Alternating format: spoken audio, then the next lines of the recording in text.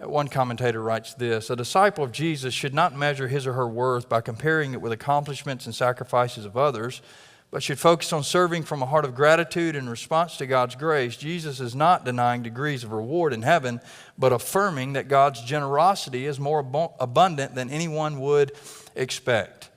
Sometimes in the world of fairness, we forget that everything that God does on our behalf is gracious.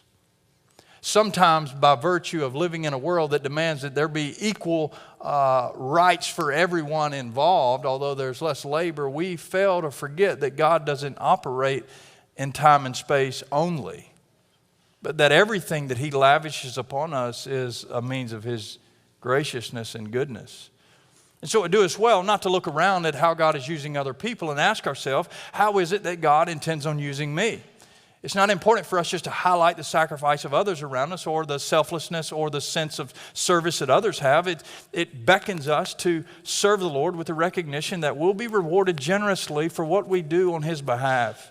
He sees us and knows us and has called us to Himself, and everything that He entrusted to us, He intends on us using. And when we do that in abundance and in accordance to His will, then we know there will be a reward. And we don't work for the reward primarily, but God knows us well enough to know that what you and I need is the hope of a reward, a sense of which in our frailness and fragile way of thinking, that there's something beyond, that there's an investment that I'm making into a kingdom, right, that's going to receive a reward. It gives us some sense of incentive, if you will, to do what Christ has called us to do with painstaking effort.